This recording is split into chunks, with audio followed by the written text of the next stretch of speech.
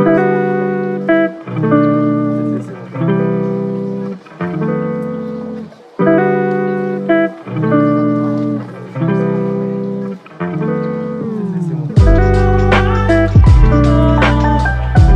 Guys, तो आज है नवरात्रि का डे 1। तो आज हम बहुत सारी साफ सफाई करने वाले हैं क्योंकि नवरात्रि स्टार्ट हो गई। कुछ दिन के बाद दुर्गा पूजा भी आ जाएगी, उसके बाद दिवाली आ जाएगी। तो इन सब के लिए हमें टाइम नहीं मिलेगा।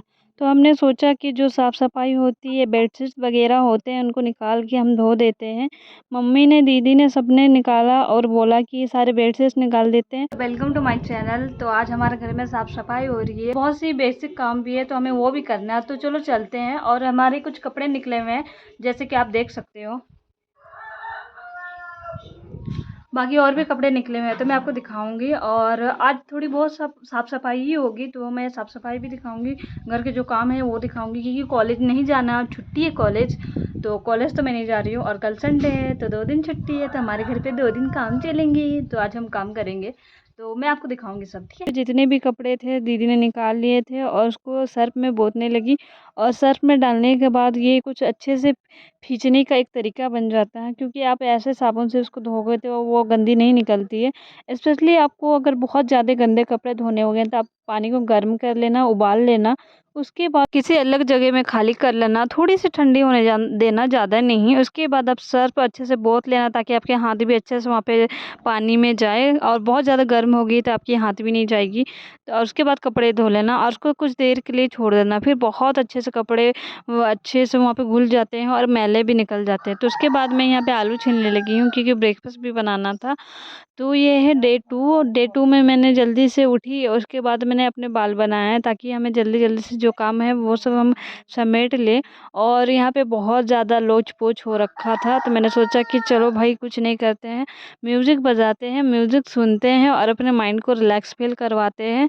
उसके बाद हम काम काम करेंगे। तो यहाँ पे मैं अपने हेयर्स अच्छे से उसको बांध रही थी ताकि मैं जब भी काम करूँ तो ये डिस्टर्ब ना हो, और ये डिस्टर्ब ना भी हो और डिस्टर्ब ना भी करे, क्योंकि इधर उधर खुल जाते हैं तो फिर मैं बहुत ज़्यादा परेशान हो जाती हूँ।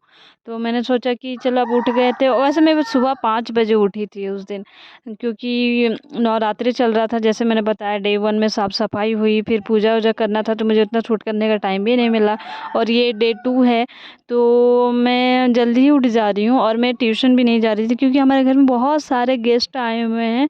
और आए हुए हैं क्या, आ रहे हैं अभी भी, इस दिन भी आ रहे हैं।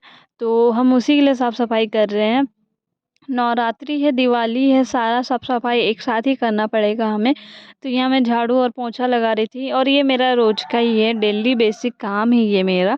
मैं हमेशा ही करती हूँ झाड़ू पोंछा। रूम को स्पेशली मैं करती हूँ, बाकी जो किचन और हॉल होता है वो सब कोई और करता है।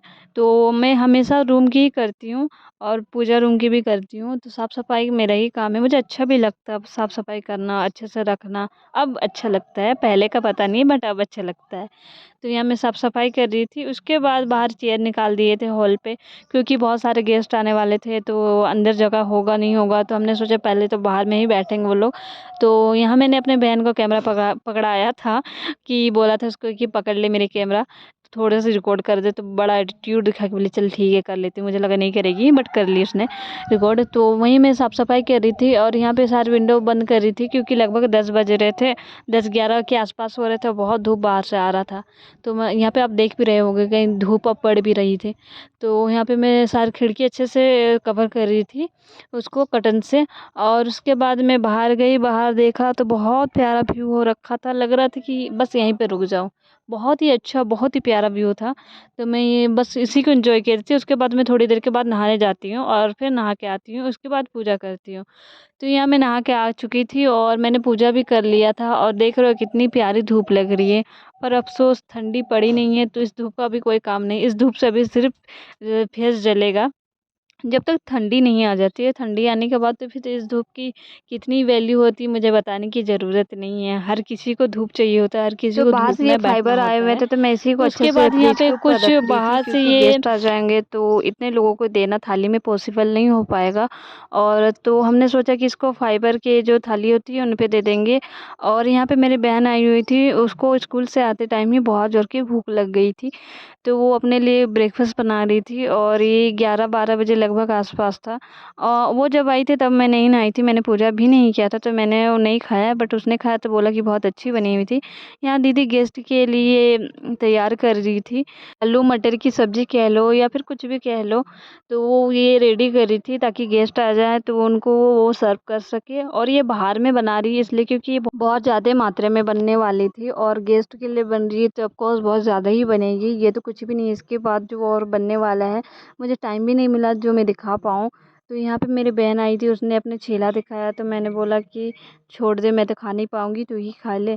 तो ये हमारी जो सब्ज़ी थी वो भी रेडी हो गई थी, मैं आपको दिखाती हूँ इसका लुक। बहुत ही प्यारा और बहुत ही टेस्टी बनी हुई थी। मुझे बहुत लेट से मिली, तब तक तो ठंडी भी हो चुकी थी क्योंकि मुझे पूजा करते-करते बहुत लेट हो गया। बट मैंने अपनी बहन से पूछा तो उसको बहुत अच्छी लगी। ये मेरी कज़न है जो आई हुई है।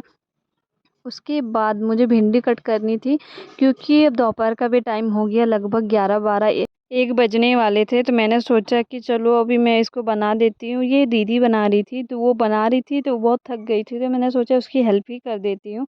वैसे सारा खाना तो वही बना लेती है गेस्ट के लिए, तो मैंने सोचा कि मैं भी उसका थोड़ी-सी हेल्प कर देती हूँ। उसके बाद शाम हो गई और शाम को हमने थोड़ी-सी डांस प्रैक्टिस की। अगर आपको वीडियो